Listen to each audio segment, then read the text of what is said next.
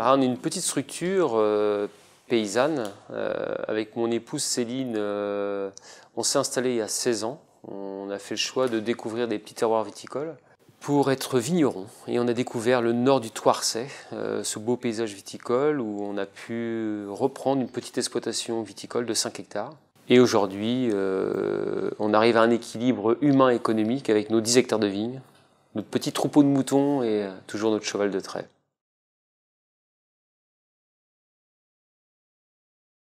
Certains nous disent qu'on revient toujours à la terre. Et mes parents étaient agriculteurs, encore dans ce côté de paysannerie où on avait un monde animal, végétal, entre cochons, poules, un peu de vigne et un peu de terre bien sûr, pour une certaine autarcie.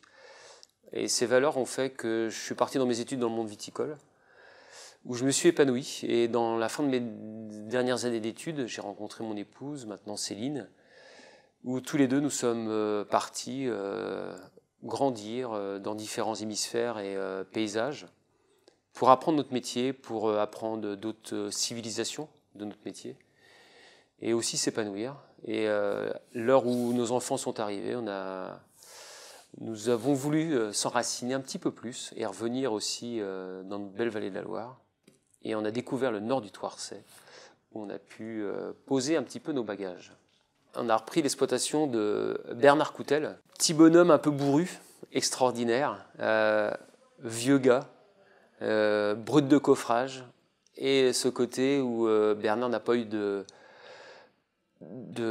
transmission directe. Et là où c'est extraordinaire, c'est des gens tellement passionnés, passionnants, que leur jardin, on ne voyait pas comment on allait pouvoir prendre sa place, parce qu'il s'épanouissait dans son jardin. Mais il avait quand même cette lueur en sachant que tout ce qu'il a mis en place, la vigne est une plante pérenne. Donc Bernard nous a toujours dit, il faut que je transmette, parce qu'on n'est pas sur quelque chose d'éphémère. Tout ce que j'ai mis en place, ça y est, le fruit va arriver à point. Donc si je peux le transmettre, ça serait un plus beau souhait. Donc il y a eu différentes propositions et on a été retenu juste par des fibres, on va dire, avant tout paysannes et de relations humaines, en sachant très bien, nous a très bien fait comprendre qu'il ne voulait pas rencontrer quelqu'un qui avait un curriculum vitae à rallonge. Il ne sait pas lire ça. Lui, il voulait juste voir les mains des gens et voir comment on pouvait travailler et comment on pouvait transmettre quelque chose dans la simplicité, mais aussi dans le respect de ce qu'il avait mis en place.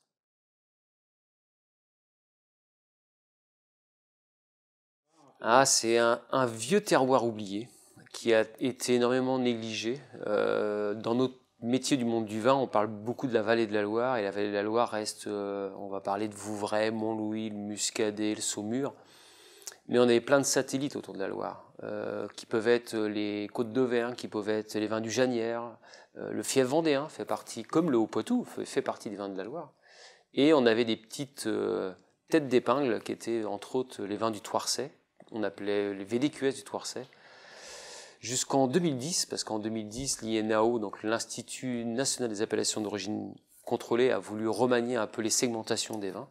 Et nous sommes passés, nous, vins du Thouarcet, donc le nord du Thouarcet, en appellation Anjou. Et là, l'originalité, c'est qu'on est au confluent de deux grandes plaques ou deux grands bassins, donc le bassin parisien, le calcaire qu'on a dans le nord-est de notre département, et on est confluent aussi du grand massif armoricain qu'on a sur la Bretagne et qui vient jusqu'au pied de Thouars. Et ces deux plaques tectoniques ont fait une émulation rocheuse. On parle de la forêt de Waron, et cette forêt est très originale. C'est un poumon, à peu près 600 hectares, qui a toujours été propriété de nos grands châtelains de Waron. Et ce poumon en altitude, 135 mètres d'altitude, à cet éperon rocheux qui vient mourir dans le village, très caillouteux, et qui est resté un paysage, on va dire, de vignes, de cultures jardinières, un petit peu d'arbres fruitiers, à l'inverse du sud de notre village, qui est resté aujourd'hui le début de la plaine du Poitou.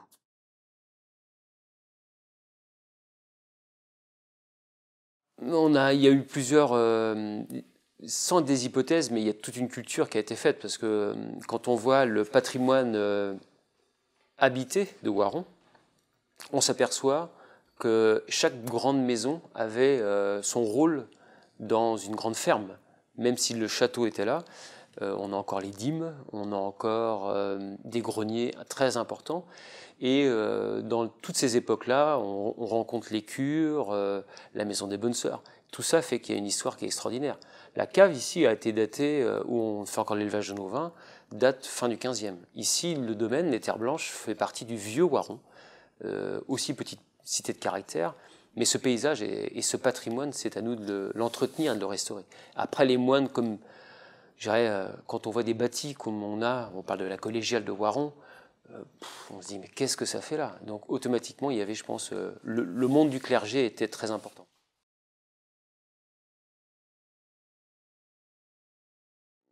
Après, je pense que ce qu'on a voulu faire, c'était se donner aussi des extrêmes.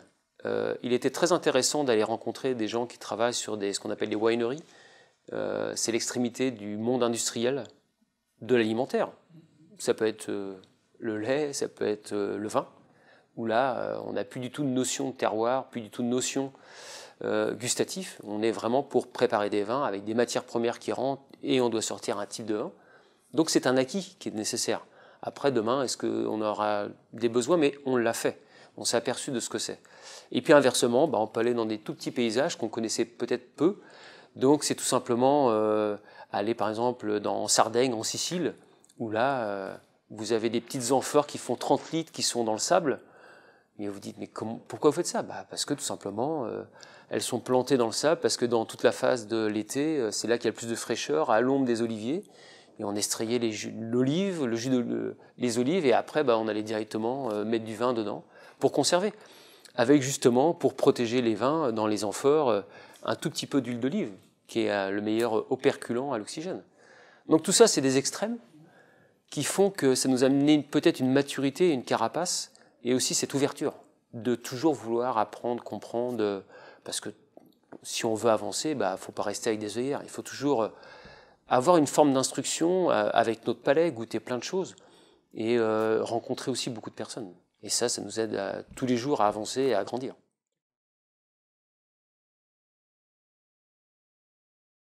Biodynamie reste un mot assez rêveur pour beaucoup. C'est surtout par rapport en amont tout le travail qu'on fait dans les vignes. Le monde végétal, quand on travaille de la vigne, quand on voit notre prédécesseur Bernard comment il travaillait, aujourd'hui même dans les nouvelles générations, quand on dit qu'on travaille avec un cheval, certains nous regardent en disant « Oh, c'est pas possible ». Si, pourquoi vous nous jugez, nous, notre génération, alors que vous n'avez jamais jugé les anciens? Nous, on est juste une transition. Si nous, on n'arrive pas à garder ou à perpétuer ce savoir, qui va transmettre demain aux jeunes? On n'a rien inventé. La biodynamie, c'est juste de dire qu'on a un raisin, une matière, et cette matière-là, on va essayer de l'emmener au maximum dans une certaine forme de pureté, sans être interactif, plutôt être dans une adaptation. L'adaptation, c'est par rapport à une climatologie dans le monde végétal, plus penser à dire que la vigne doit lutter naturellement contre toute une forme, pas d'attaque, mais une forme de pression qui peut être de pluviométrie, d'ensoleillement et quoi que ce soit. Et de réserve hydrique, parce qu'aujourd'hui, ça va être un des facteurs limitants qu'on va avoir. Et après, dans l'élevage des vins, c'est tout ce côté de garder justement le temps pour que le vin se fasse, pour qu'il se clarifie, pour qu'il se stabilise, sans aussi d'avoir d'interface mécanique, de pompe, de filtration, d'apport, quoi que ce soit. La biodynamie, c'est plus ce côté de dire prendre des éléments, prendre le temps, et aussi essayer de s'instruire par rapport à son palais. C'est-à-dire essayer de goûter et plutôt essayer d'adapter et pas de vouloir faire des vins dans une forme de consommation tout de suite actée ou très rapide.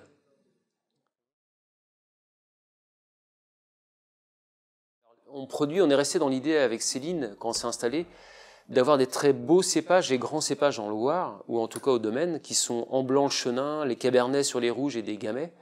Et on a fait le choix aussi de garder les monocépages. Ça veut dire qu'on n'a pas voulu faire d'assemblage dans notre cave. Depuis qu'on s'est installé, chaque parcelle ou chaque cépage est récolté séparément et vinifié séparément. On n'a pas d'assemblage. L'idée, c'est qu'on veut garder une identité par rapport au végétal, donc le cépage, mais aussi au terroir.